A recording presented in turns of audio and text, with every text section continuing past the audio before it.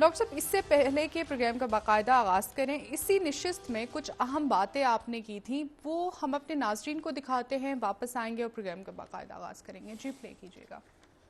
मरता बंदयाल साहब जो हैं वो जाने से पहले एक दो फैसले ऐसे करके जाएंगे जरूर आखिरी दिनों में। ये जो 3 रुकनी बेंच है और ये वो अपनी लेगेसी छोड़ के जाएंगे। जो गुजरी पार्लियामेंट है उसके लिए कोई सख्त फैसला करके जाएंगे। वो तौहीन भी हो सकती है, वो नैब कवानीन का उड़ाए जाना भी हो सकता है। नैब की तरामीम गालिबन उड़ाई जा रही हैं। अच्छा जी, अब नैब की तरामीम जब उड़ाई जाएंगी तो उससे मुतासर कौन कौन होगा? मियाँ मोहम्मद नवाज शरीफ, मियाँ मोहम्मद शहबाज शरीफ, अच्छा वही 1400 केनाल एराजी, शहबाज शरीफ साहब, वजीर आजम के तैयारे का इस्तेमाल, इसाक डार साहब, आमिर महमूद कियानी साहब, जी अद्वियात की कीमतें, अच्छा खुसरू बख्तियार खां साहब, हाशिम जमा बख्श साहब, आसिफ अली जरदारी साहब, फरियाल तारपुर साहिबा, मौलाना फजलुर रहमान साहब, नूर आलम खान साहब, ख्वाजा आसिफ साहब, अब्दुल अलीम खान साहब, ये राना सनाउल्लाह साहब, ये अच्छा इसमें ट्रांसपेरेंसी इंटरनेशनल के आदिल गिलानी साहब का नाम भी आ रहा है, शौकत यूसुफ जई साहब, जावेद लतीफ साहब, अकरम दुरानी साहब, सलीम मांडवी वाला साहब, नवाब असलम रईसानी साहब, डॉक्टर अब्दुल मालिक बलोच साहब, सनाउल्लाह जहरी साहब, बर्दीस साहिर साहब, नवाब अली वसान साहब, शर्जील मेमन साहब इनका नाम आ रहा है, अनवारुल्लाह काकड़ साहब का नाम भी आ रहा है, निगरान वजीर आजम, जी लियाकत जतोई साहब, अमीर मकाम साहब, गुलाम बुख्ती साहब, सैयद मेहदी शाह साहब जो गवर्नर जी भी हैं, ये सारे जाहिर है कि 50 करोड़ से कम और उससे ज्यादा में जो लोग रिहा हुए हैं, कई इसमें इन्वेस्टिगेशन के लेवल पे थे, कहीं 2 से शायद ये फैसला आ रहा है। तो ये अब इसके बड़े दूरस्थ असरात होंगे, केस खुल जाएंगे दोबारा और नए केस बन रहे हैं। अब ये केस सारे खुल रहे हैं जनाब, अच्छा और पैसा जो है वो आएगा। अच्छा मुझे इन लोगों के अंदर जाने में कोई खास इंटरेस्ट नहीं, पैसे में इंटरेस्ट है लोगों को। ये आखिरी 2 दिन है और इसमें कुछ ये हो सकता है कि कोई एक आध महफूज फैसला सुना दिया जाए अगले 24-48 घंटों में, और ये फैसला होगा नैब तरामीम के हवाले से। में ये बात हुई थी कि क्या करप्शन को कानूनी हैसियत दे दी गई है और वो 50 करोड़ से कम क्या करप्शन नहीं होती और ये कैसे हो, तो वो ये सारे मामला जो है चल रहे हैं। सर, इन नामों में बहुत सारे निगरान सेटअप में शख्सियात मौजूद हैं। निगरान सेटअप में भी हर तरफ है। मैं देखें पहले तो मैं ये बात कहूँ कि नैब के बारे में एक बात मुसद्दिका तौर पे अदालतों में भी कही गई, आवाम में भी, जो सियासत पे नज़र रखते हैं उन पे भी, जो सियासत में हैं उन पे भी, जो मुल्क के अवाम हैं उन पे। नैब का दायरा तश्कील पाया जनरल परवेज़ मुशर्रफ के दौर में और जनरल अमजद उस वक्त इसको, उससे पहले इत्तेसाब जो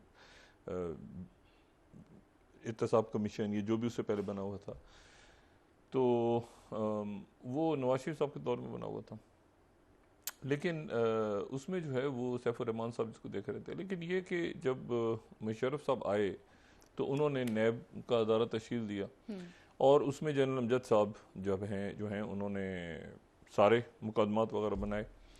लेकिन उसके बाद फिर ये हुआ कि मुशर्रफ साहब अकाउंटेबिलिटी पे कॉम्प्रोमाइज़ हो गए और उसकी वजूहत कई थी। उसकी वजह एक तो ये थी कि कई वो हमेशा जो माफियाज और ताजिर हम काम कैसे करेंगे और ये और वो सारा इश्यूज, ब्लैकमेलिंग, मईशत रुक जाएगी, ये हो जाएगा वो हो जाएगा।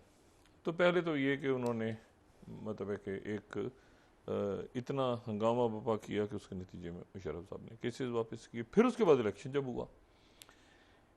हुआ तो 2002 का, कई लोग तो भागे हुए थे, वो बैठे हुए थे लंदन। हम लंदन से ट्रांसमिशन स्टार्ट हुई कुछ अर्से पहले, 1 साल हो गया था उस वक्त इलेक्शन से पहले। तो वहाँ बैठे हुए लोग जो हैं अचानक उनको फ़ोन कॉलें आ रही हैं कि आप पाकिस्तान आ जाएं। अच्छा क्या खैरियत है, आप तो भागे हुए थे। कहते हैं वो असल में वहाँ से कहा गया कि जी वापस आ जाएं और हम तो वहाँ जाके वो किसी पैट्रियट में जाना है हमने, या किसी काफ लीग में जाना है, किसी ने कुछ में जाना है, किसी ने कुछ में, फिर वो सारा का सारा कॉम्प्रोमाइज़ हो गया। उसके बाद ये हुआ कि ये पहली या दूसरी, ये पहली शायद पॉलिटिकल इंजीनियरिंग थी जो 2002 के इलेक्शंस में हुई। उसके बाद जो है वो फिर एनआरओ हुआ 2007, और एनआरओ जो है उसको एक उसी किस्म का नाम दिया गया, ठीक है ना, नेशनल रिकन्सिलिएशन, आपस में मिलना है सब ने, इसलिए ज़रूरी है कि वो मफाहमत आगे बढ़ाई जाए। और उससे 1 साल पहले इसका टेम्पो बनना शुरू हो गया था। यानी हमें मीडिया में इस तरह की बातों का मतलब है कि इस तरह के टॉपिक्स मेरे प्रोग्राम में तो डिस्कस नहीं हो रहे थे, लेकिन बाकी जगहों पे वो आना शुरू हो गया था कि क्यों ना साहब लोग बैठ के और मुल्क को आगे लेके चलें, और ये जो मीसाक कर इंतमी लें। साख, और इसके पीछे जो है वो उस वक्त की जो मिस वर्ल्ड कह लें या जो भी कहें उन्हें, कॉन्डी राइस थी और वाइट हाउस था, और उनका ये था कि मुशर्रफ साहब जो हैं उनको पाकिस्तान में जमहूरियत को बहाल की जाए, सर किया जाए। मुशर्रफ साहब जो हैं वो अपनी स्ट्रेंथ खो रहे हैं। उस 2007 वाले मामले में जो है वो जाहिर है कि पाकिस्तान पीपल्स पार्टी के साथ था कि मुशर्रफ साहब काम करें, और नवाज शरीफ साहब उसमें एक बैकसीट पे तारीख दोहराने की ज़रूरत नहीं, लेकिन यह है कि बार एक माहिदा हुआ, उसमें बेशुमार मुकदमात जो हैं वो ख़त्म हो गए, और मुकदमात ख़त्म हो गए, और फिर वो NRO जो है उसको supreme court of Pakistan Iftikhar Mohammad Chaudhry साहब जब बहाल हुए 2009 में उसको उड़ा दिया। अच्छा, उसको उड़ा दिया, लेकिन उसके बाद ये हुआ कि अब ये मामला चलें कहाँ, तो फिर नैब जो है उसके ऊपर सियासी इंतहाई कॉम्प्रोमाइज्ड और इंतहाई कमज़ोर, और ऐसे लोग जो कि मतलब मैंने कहा मैसिवली कॉम्प्रोमाइज्ड, वो लोग आके बैठे, और उन्होंने फिर वो यानी फसी बुखारी साहब, मतलब अब जाहिर है नहीं है उनके लिए हम बात क्या करें, लेकिन बहरहाल वो, और उसके बाद फिर चौधरी साहब आए, फिर उसके बाद जो जावेद इकबाल साहब आए, तो ये एक पॉलिटिकल टूल बन गया। और एक मरहले पे जब जावेद इकबाल साहब ने वो कहा कि मैं चाहूँ तो अभी भी हुकूमत गिर जाए, और KP के अंदर ये सारे मामला, तो फिर वो तैयबा गुल और वो सारे मामला शुरू हो गए, तो वो भी कॉम्प्रोमाइज्ड, और फिर ये पॉलिटिकल टूल बन गया, ये पॉलिटिकल टूल बना, ठीक है। और इसमें वो अनहोली अलायंस जो पिछली हुकूमत में था, वो अनहोली अलायंस का उसमें एक बहुत बड़ा रोल था। फिर उससे पहले जो है वो चूंकि दोनों शख्सियात आमने सामने दो पार्टियां थीं, तो वो एक दूसरे के अगेंस्ट सवाल ही पैदा नहीं होता था कि कोई केस करे, कोई प्रोसिक्यूशन हो। तो मैंने हमेशा इतने सालों में ये बात की है, और मैं इस बात को कल भी कहता रहा हूँ, और इसको बात को मैं आज भी कह रहा हूँ कि ये अदारा नैब का माजी में पॉलिटिकल इंजीनियरिंग के लिए इस्तेमाल होता रहा है और कॉम्प्रोमाइज होता रहा है जी। लेकिन आज इन्वर्टेड कॉमर्स, आज मैं आपसे ये कह रहा हूँ कि ये पॉलिटिकल इंजीनियरिंग के लिए इस्तेमाल नहीं होगा, और ये कॉम्प्रोमाइज भी यहाँ पे नहीं है। अब ठीक है। लफ्ज़ कॉम्प्रोमाइज भी नहीं है, और ना ही यहाँ पे अब लफ्ज़ जो है वो पॉलिटिकल इंजीनियरिंग है आने वाले दिनों, इसलिए भूल जाएं सब कि।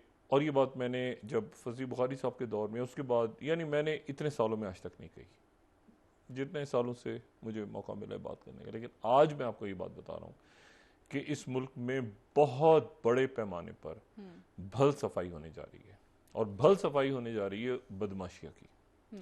बदमाशिया सियासत में हो, बदमाशिया ब्यूरोक्रेसी में हो, कोई करेंसी के ऊपर नीचे काम कर रहे हैं वो पकड़े जाएंगे, ठीक है। और अच्छा, वो पकड़े जाएंगे तो काम खत्म नहीं, मुल्क का कारोबार बंद नहीं होगा, मुल्क का कारोबार आगे चलेगा। ये इन्होंने रोका हुआ है।